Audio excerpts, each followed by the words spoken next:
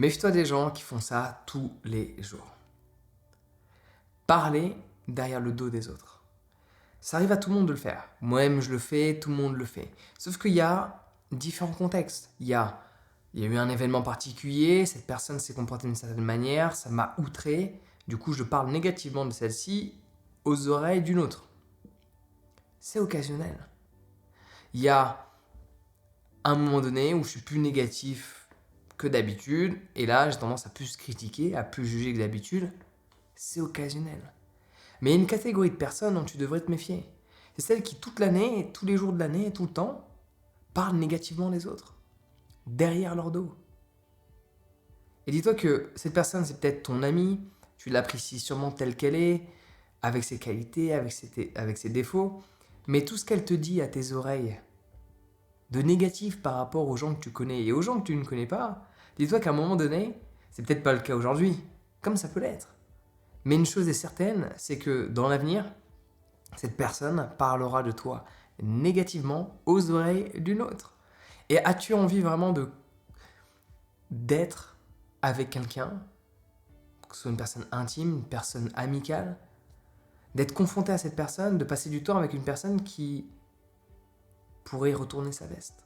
Parce que par définition, une personne qui parle négativement dans le dos des autres en permanence, sans parler du positif, tu vois, admettons cette personne, elle parle dans le dos de certaines ultra positivement et que également elle parle dans le dos de certaines négativement.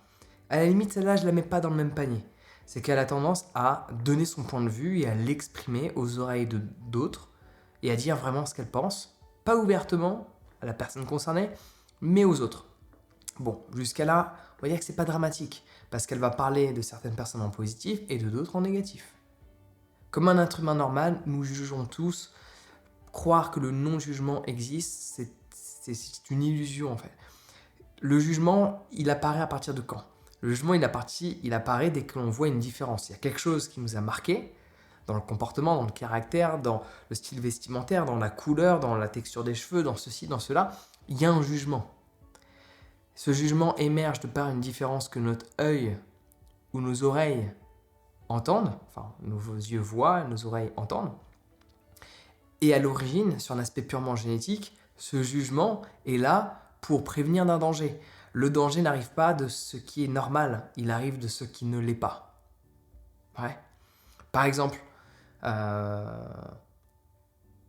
sais pas, tu regardes, j'ai un chat sauvage, tu vois bien qu'il y a un problème dans la formulation, mais elle m'apprécie moi, mais pas les autres, tu vois. Elle est sauvage.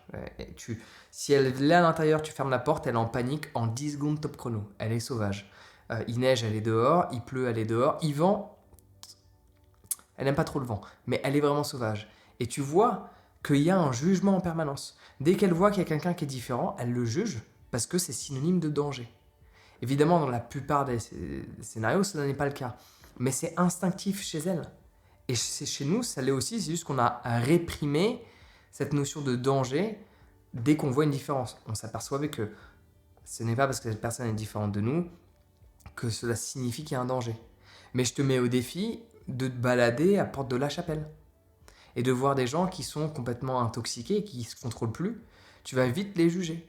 Et ton jugement va faire en sorte que tu ne marches pas à côté. Pourquoi? Parce que tu veux éviter un danger. Donc le jugement est quelque chose de purement bénéfique à l'origine, dans un environnement purement naturel, où il y a un danger qu'il peut avoir, on juge un son qui n'est pas normal, on juge quelque chose de visuel qui n'est pas normal, on juge un comportement. Il y a ce jugement qui peut nous protéger. Et le truc, c'est que dans notre quotidien d'aujourd'hui, là, en 2023, cela n'est pas nécessaire de juger, parce que la plupart des gens auxquels tu vas être confronté, outre que si tu vas voyager dans des environnements peut-être très pauvres, des environnements très dangereux, des environnements où tous les yeux seront sur toi, et donc du coup tu te dois de juger les personnes, de les examiner pour voir est-ce qu'il peut y avoir un danger. Mais si tu te balades dans ta ville, où ça fait je ne sais pas combien d'années que tu vis, il n'y a pas la nécessité. Okay? Sauf qu'une personne qui va du coup critiquer dans le dos des autres en permanence, elle va juger tout et tout le monde en permanence. Dans un cas de figure où cela n'est pas nécessaire. Elle n'est pas là, aux dernières nouvelles, à faire des études sociologiques ou zoologiques. Donc elle n'a pas la nécessité de juger en permanence le comportement des gens. Elle devrait juste l'accepter ou pas. Genre, j'aime bien, j'aime pas, je traîne avec, je traîne pas avec. Une chose est sûre, c'est que ce type de personne, à un moment donné, elle va retourner sa veste. Elle va parler de toi négativement. C'est inévitable. Si la personne que tu entends murmurer à tes oreilles de la négativité envers certaines personnes, tu ne l'as jamais entendu dire de la positivité envers d'autres, ma recommandation, c'est de ne pas trop fréquenter cette personne-là. Parce qu'à un moment donné, elle va te faire un coup et tu n'auras pas pu être surpris. Tu vois, si tu devais avoir un jugement pour te protéger, ton jugement devrait te dire que cette personne juge beaucoup les autres. Évidemment, cela est un jugement sur un jugement. Mais c'est comme ça que la justice fonctionne, au dernier Noël. Et donc, du coup, ça peut te prévenir d'un scénario que tu regretteras. De regarder que cette personne, peut-être, elle n'est pas si bienveillante que ça.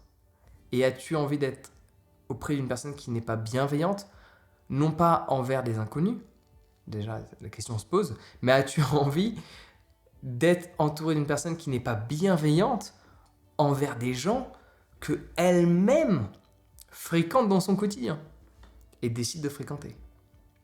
Parce que, évidemment, tu vois, tu peux très bien avoir un ami, il est génial, etc. avec toi, il est génial avec tes amis, mais dès qu'il parle à des inconnus, il est méprisant. Bon, on peut se poser la question, et se dire, bon, au moins avec moi, il est cool.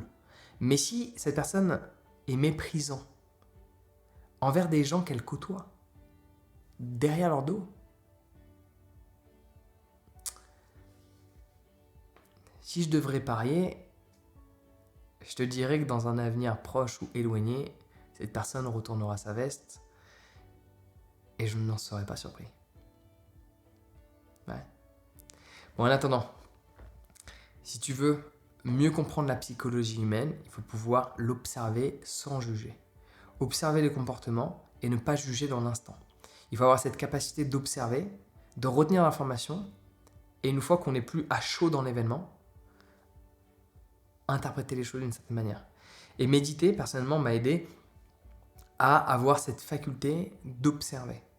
Donc j'ai créé une formation sur la méditation qui te guide de A à Z et après tu n'as plus besoin de moi, plus besoin d'applications, enfin je ne fais pas partie de ces applications à la con que tu as besoin de te connecter en permanence, non c'est une formation. Tu te formes, tu apprends, tu comprends, tu appliques et après tu es libre. Eh bien je ne te parle même pas de tous les autres bienfaits que cette formation va t'apporter. Mais j'ai sur l'aspect de comprendre le comportement humain, savoir observer est une des choses les plus importantes. Donc je te mets le lien en description sur ce Prends soin de toi et passe une excellente journée.